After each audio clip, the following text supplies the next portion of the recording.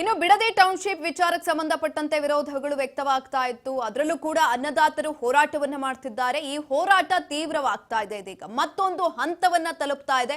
ಬಿಡದಿ ರೈತರ ಹೋರಾಟ ಮುಂದಾಗ್ತಾ ಇದ್ದಾರೆ. ಮತ್ತೊಂದು ಹಂತದ ಹೋರಾಟವನ್ನ ಮಾಡೋದಕ್ಕೆ ಭೈರಮಂಗಲದ ರೈತರಿಂದ ಬೃಹತ್ ಹೋರಾಟಕ್ಕೆ ಸಿದ್ಧತೆಗಳನ್ನ ಮಾಡಿಕೊಳ್ಳಲಾಗಿದೆ. ಬಿಡದಿ ಟೌನ್ಶಿಪ್ಗೆ ವಿರೋಧವನ್ನ ವ್ಯಕ್ತಪಡಿಸಲಾಗ್ತಾ ಇತ್ತು. ಮತ್ತೊಂದು ಹಂತದ ಹೋರಾಟಕ್ಕೆ ರೈತರು ಮುಂದಾಗಿದ್ದಾರೆ. ಇದೀಗ ಭೈರಮಂಗಲದ ರೈತರಿಂದ ಬೃಹತ್ ಹೋರಾಟಕ್ಕೆ ಸಿದ್ಧತೆಗಳನ್ನು ಮಾಡಿಕೊಳ್ಳಲಾಗಿದೆ. ಮಂಗಳವಾರ ರೈತರಿಂದ ವಿಧಾನಸೌಧ ಚಲೋಗೆ ಪ್ಲಾನ್ ಅನ್ನು ಕೂಡ ಮಾಡಿಕೊಳ್ಳಲಾಗಿದೆ. ರೈತ ಸಂಘ ಹಸಿರು ಸೇನೆ ನೇತೃತ್ವದಲ್ಲಿ ಬೃಹತ್ ಹೋರಾಟವನ್ನ ಮಾಡೋದಕ್ಕೆ ಮುಂದಾಗ್ತಾ ಇರುವಂತದ್ದು. ಮಂಗಳವಾರ ಬೆಳಗ್ಗೆ ಫ್ರೀಡಂ ಪಾರ್ಕ್ನಲ್ಲಿ ಪ್ರತಿಭಟನೆಯನ್ನ ಮಾಡಲಾಗುತ್ತೆ. ತದನಂತರ ವಿಧಾನಸೌಧ ಚಲೋವನ್ನ ಕೂಡ ನಡೆಸೋದಕ್ಕೆ ಸಾವಿರಾರು ರೈತರು ಬರ್ತಾ ಇದ್ದಾರೆ. ಶಾಶ್ವತ ಪರಿಹಾರ ಸಿಗಬೇಕು, ಅಲ್ಲಿವರೆಗೂ ಕೂಡ ಹೋರಾಟ ನಿಲ್ಲೋದಿಲ್ಲ. ಬಿಡದಿ ರೈತರಿಂದ ಹೋರಾಟವನ್ನು ಮಾಡೋದಕ್ಕೆ ಮುಂದಾಗ್ತಾರೆ. ಭೈರಮಂಗಲದಲ್ಲಿ 533 ದಿನಗಳಿಂದ ರೈತರ ಹೋರಾಟ ನಡೀತಾನೆ ಇದೆ. ನಮ್ಮ ಭೂಮಿ ನಮ್ಮ ಹಕ್ಕು ಘೋಷಣೆಯಡಿ ಪ್ರೊಟೆಸ್ಟ್ ಅನ್ನ ಮಾಡ್ತಾ ಇದ್ದಾರೆ. ಆದ್ರೆ ಇದಕ್ಕೆ ಒಂದು ಅಂತಿಮವಾದಂಥ ನಿರ್ಧಾರವನ್ನ ತೆಗೆದುಕೊಳ್ಬೇಕು ಅನ್ನುವ ನಿಟ್ಟಿನಲ್ಲಿ ಇದೀಗ ಮತ್ತೊಂದು ಹಂತದ ಹೋರಾಟಕ್ಕೆ ರೈತರು ಮುಂದಾಗಿರುವಂಥದ್ದು. ಭೈರಮಂಗಲದ ರೈತರಿಂದ ಬೃಹತ್ ಹೋರಾಟವನ್ನು ಮಾಡೋದಕ್ಕೆ ಸಿದ್ಧತೆಗಳನ್ನು ಮಾಡಿಕೊಳ್ಳಲಾಗ್ತಾ ಇದೆ.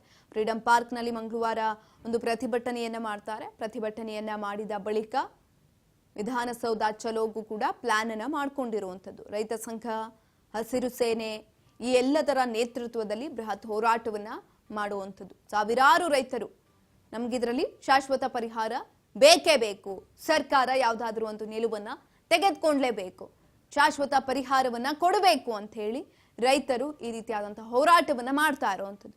ಭೈರಮಂಗಲದಲ್ಲಿ 533 ದಿನಗಳಿಂದ ನಡೀತಾ ಇರುವಂತಹ ಹೋರಾಟ ಇದು. ನಮ್ಮ ಭೂಮಿ ನಮ್ಮ ಹಕ್ಕು ಇದರ ಘೋಷಣೆಯಡಿ ಪ್ರೊಟೆಸ್ಟ್ ಅನ್ನ ಮಾಡಲಾಗ್ತಾ ಇದೆ. ಪಂಚಾಯಿತಿಯ ಒಳಪಡುವಂತಹ ಗ್ರಾಮದ ಯುವ ರೈತರುಗಳು ನಾವು ಮಾತಾಡ್ತಿರೋದು.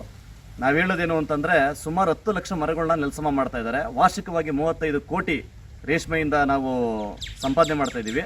ಎಲ್ಲ ಒಂದು ಗ್ರಾಮಗಳಿಂದ 26 ಕಂದಾಯ ಗ್ರಾಮಗಳಿಂದ ಇಂತಹ ಒಂದು ಆಮೇಲೆ ಒಂದು 5 ರಿಂದ 6 ಲಕ್ಷ ಲೀಟರ್ನ ಹಾಲನ್ನು ಉತ್ಪಾದನೆ ಮಾಡ್ತಾ ಇದ್ದೀವಿ, ಹೈನುಗಾರಿಕೆ ಮಾಡ್ತಾ ಇದ್ದೀವಿ. ಇಲ್ಲಿ ನಾವೇನು ಹೇಳೋದು ಅಂತಂದ್ರೆ ಇಂಥ ಒಂದು ಸಮೃದ್ಧವಾದಂಥ ಪ್ಲೇಸ್ ನೀವೇನು ಹಿಂದೆ ನೋಡ್ತಾ ಇದ್ದೀರೋ, ಇಂಥ ಪ್ರಕೃತಿಯನ್ನ ಇಂಥ ಪರಿಸರವನ್ನ ಇಂಥ ಒಂದು ಇದನ್ನ ಸರ್ವನಾಶ ಮಾಡ್ತಾ ಇದ್ದಾರೆ.